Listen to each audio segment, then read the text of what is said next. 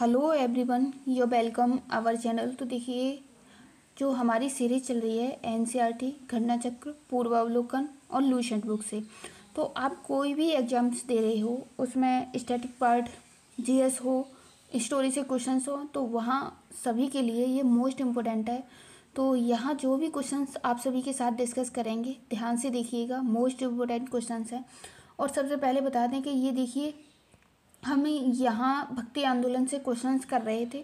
तो हमने इससे पहले वाले पार्ट में, अगर आपने नहीं देखा हो तो उसे जाके देख लीजिए। तो वहाँ हम भक्ति आंदोलन से ये दक्षिण भारत के जो प्रमुख संत थे, इससे जितने भी संबंधित क्वेश्चंस थे उन्हें डिस्कस कर चुके हैं। बाकी का देखिएगा क्या है कि अभी जो हमारे पास टाइम है यूपीपीसीएस आरओ यूपीपीसीएस प्रीलिम्स 2025 के लिए, और बाकी का कोई भी वनडे एग्जाम्स दे रहे हो, तो जितना भी है अपने आप को एक टारगेट रख के स्टडी करते रहिएगा, क्योंकि यही टाइम है। अगर आप अच्छे से नोट्स बना के और बुक्स को अच्छे से पढ़ते हुए, रिवीजन करते हुए करोगे तो चीज़ें कवर अप हो जाएंगी। क्योंकि देखिए क्या होता है कि हम दो तरीके से अपनी प्रिपरेशन जर्नी को शुरू करते हैं। एक क्या है कि हम खुद की गलतियों से सीखते हैं कि हमने भाई किस तरीके से गलती की, कहाँ पे की, उस गलतियों को न दोहराएं। इसके लिए क्या करते हैं कि हम जो आगे इस जर्नी से गुजर चुके हैं, प्रिपरेशन कर चुके हैं और जो टॉपर्स रहे हैं, उन सभी से हम एडवाइस, उनके एक्सपीरियंस से सीखते हैं। तो इससे हम चीज़ों को स्मार्ट वे में कम समय में कर ले जाते हैं। तो यहाँ देखिए, सबसे पहले अपने क्वेश्चंस देख लेते। बाकी का आप सभी को बता दें कि आप टेलीग्राम चैनल से भी जुड़ सकते हो, ठीक है। वहाँ जो यहाँ क्वेश्चंस कराए जा रहे हैं वही आपको टेलीग्राम ग्रुप पे एमसीक्यू फॉर्म में टेस्ट के माध्यम से देखने को मिलेंगे। वहाँ से क्या होगा कि आप खुद को एनालिसिस कर पाओगे कि हमारे कितने क्वेश्चन सही हो रहे हैं और कितने गलत हो रहे हैं। और आगे यहाँ हम देख लेते हैं। तो ये सभी क्वेश्चंस हमने कल देख लिए थे। अगर आपने नहीं देखा है तो वो पार्ट आप जाके देख सकते हो। और टेलीग्राम का लिंक है जो आपको कमेंट बॉक्स में पिन कर दिया जाएगा, वहाँ से आप डिस्क्रिप्शन बॉक्स से भी ज्वाइन कर सकते हो। तो देखिए, यहाँ हम आज देखेंगे उत्तर भारत के जो प्रमुख संत हुए हैं वो कौन कौन थे और इनके कार्य क्षेत्र क्या रहे, टाइम ड्यूरेशन क्या रहा, वो सभी क्वेश्चंस देखेंगे। बाकी का आप सभी अपना फीडबैक दीजिए। तो यहाँ देखिए क्वेश्चंस देखते हैं। सबसे पहले बात कर लेते हैं कि उत्तर भारत के प्रमुख संत कौन कौन थे, उनके नाम जान लेते हैं जो कि मुख्य थे, जहाँ से बार बार क्वेश्चंस बन रहे हैं। तो रामानंद के बारे में बात करें, ये रामानंद थे जो उत्तर भारत के संत रहे हैं। इनके शिष्य की बात करें तो धन्ना, पीपा, रैदास, कबीर और पद्मावती, ये सभी रामानंद के शिष्य थे। वहीं आगे सूरदास भी उत्तर भारत के प्रमुख संत हैं। चैतन्य, बल्लवाचार्य और मीराबाई, दादू दयाल, ये सभी उत्तर भारत के प्रमुख संत रहे हैं। आगे यहाँ से देख लेते हैं क्वेश्चंस इनसे संबंधित। तो जो रामानंद थे, इनसे संबंधित क्वेश्चंस को देखें तो रामानंद का जो टाइम ड्यूरेशन रहा है, तो 1299 का जो टाइम ड्यूरेशन था रामानंद से संबंधित रहा है। 1299 से 1400 के समथिंग जो टाइम ड्यूरेशन था वो रामानंद से संबंधित है। इनका जन्म की बात करें कहाँ हुआ, तो इनका जन्म इलाहाबाद में हुआ। और ये किस संप्रदाय से संबंधित थे रामानंद, तो ये श्री संप्रदाय से संबंधित थे। बाकी का यहाँ देखिए क्वेश्चंस देख लिए। अगर आपने, एक बात बता दें आप सभी को, अगर आपने पीवाईक्यूज अच्छे से एनालिसिस किए हैं तो आपको यहाँ नोट्स से क्लियरिटी आ रही होगी कि किस तरीके से नोट्स हैं और एक एक टॉपिक समझ आ रहा होगा। तो गुरु की बात करें, इनके गुरु कौन थे रामानंद के, तो राघवानंद राम व सीता की पूजा करते थे, इनके गुरु हैं। राघवानंद इनके गुरु थे और जो कि राम सीता की पूजा करते थे। यहाँ दर्शन की बात की जाए तो इनका दर्शन भक्ति को मोक्ष का एकमात्र साधन माना गया है। अपना उपदेश हिंदी में दिए हैं ये। अगर पूछ लिया जाए रामानंद ने अपने उपदेश किस भाषा में दिए, तो इन्होंने हिंदी में दिए, जो कि हिंदी के प्रथम संत भी इन्हीं को कहा गया है। भक्ति आंदोलन को दक्षिण से उत्तर लाए, जो दक्षिण से उत्तर लाए थे वो संत कौन थे, तो रामानंद ही दक्षिण से उत्तर की तरफ लाए भक्ति आंदोलन को। और इनके कुल 12 शिष्य थे। इनके 12 शिष्य थे जो कि ऊपर बता दिए हैं, इंपॉर्टेंट थे, जिनमें 2 महिलाएं थीं, पद्मावती और सूरसरी, ये 2 महिलाएं इनकी शिष्या रही थीं। आगे नेक्स्ट क्वेश्चंस देख लेते हैं। तो देखिए यहाँ हम कबीर से संबंधित क्वेश्चंस देखेंगे। आप टॉपिक को देख पा रहे होंगे कि यहाँ से बार बार क्वेश्चंस एग्जाम्स में बनते हैं। तो जो कबीर का टाइम ड्यूरेशन था वो कितने से कितने तक रहा? 1440 से 1510 का जो टाइम ड्यूरेशन था वो कबीर से संबंधित था। और इनके जन्म कहाँ हुआ कबीर का? तो ये बनारस में कबीर का जन्म हुआ। और इनकी मृत्यु की बात कर रहे हैं तो इनकी मृत्यु कहाँ हुई थी? तो इनकी मृत्यु मगहर में, उत्तर प्रदेश के मगहर में हुई थी। और देखिए सिकंदर लोदी के ये समकालीन रहे हैं। पूछ लिया जाए कबीर किसके समकालीन थे तो ये सिकंदर लोदी के समकालीन रहे हैं। और ये किस भक्ति से जुड़े हुए? भक्तिभाव से, निर्गुण भक्ति एकेश्वरवाद से जुड़े हुए थे कबीर। आगे देख लेते हैं इनके बारे में क्या दिया है। तो यहाँ देखिए कबीर की वाणी का संग्रह किस में है? तो ये बीजक में दिया है और शिष्य धर्मदास ने किया है। संग्रह था जो धर्मदास ने किया था। आगे नेक्स्ट क्वेश्चंस देख लेते हैं जो कि चैतन्य महाप्रभु से संबंधित हैं, चैतन्य से। तो इनका जो टाइम ड्यूरेशन रहा वो कितने से कितने तक रहा? इनका जन्म कहाँ हुआ? ये सभी क्वेश्चंस हम जो फैक्ट बेस यहाँ से बन सकते हैं। वो देखिए फैक्ट बेस कराने का क्या है, नोट्स में अगर आप फैक्ट बेस बुक से पढ़ के कर लेते हो तो आपको अगर थोड़ा सा भी आइडिया होगा तो आप आंसर तक पहुँच जाओगे। यहाँ देखिए चैतन्य महाप्रभु का जो टाइम ड्यूरेशन था 1486 से 1533 का जो टाइम ड्यूरेशन था चैतन्य महाप्रभु से संबंधित रहा है।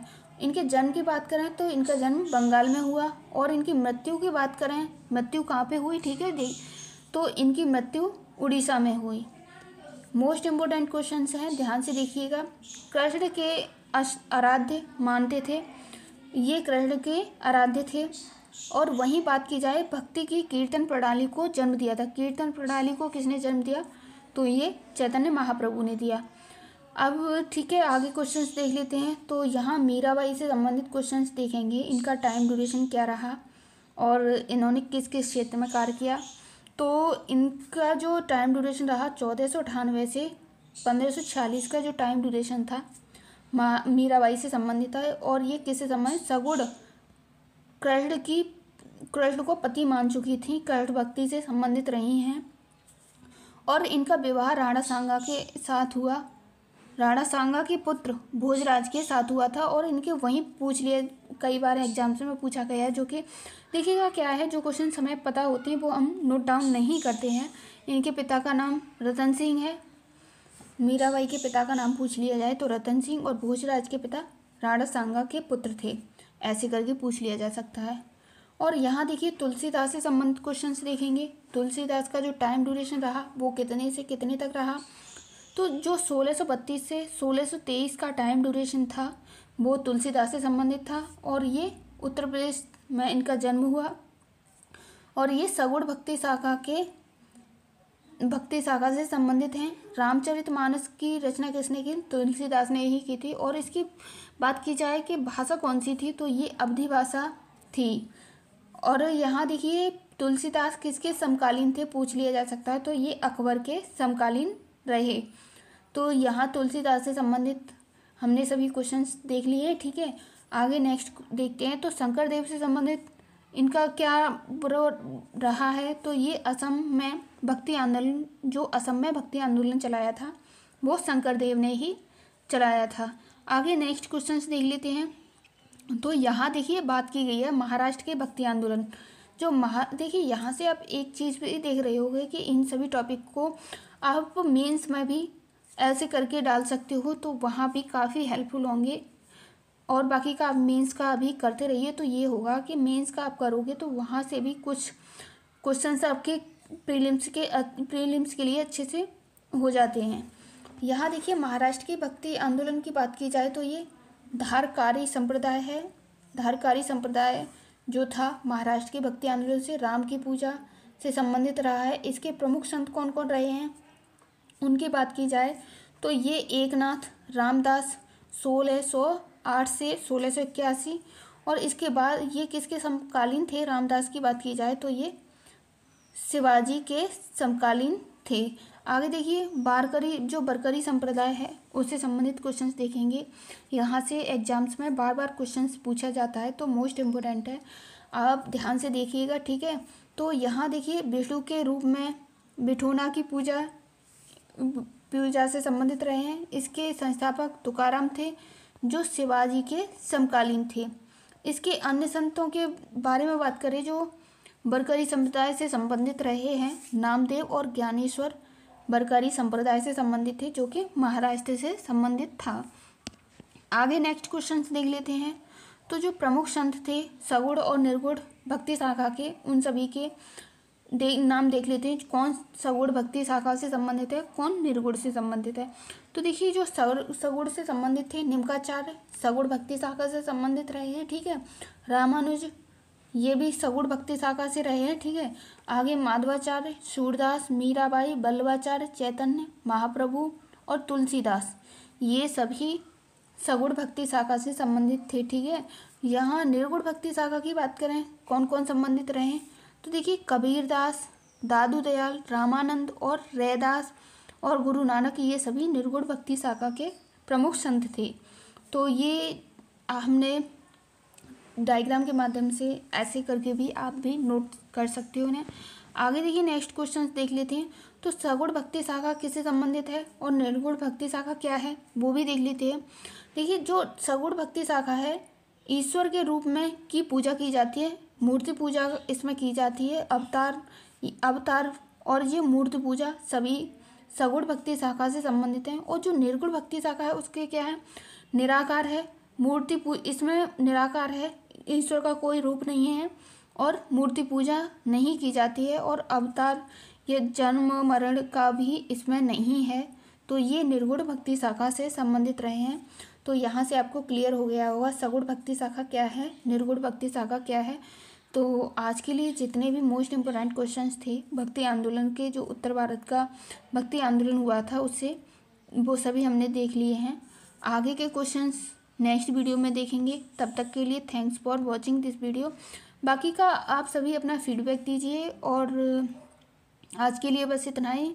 जो भी हमारे पास अभी टाइम है अच्छे से स्टडी करते रहिए।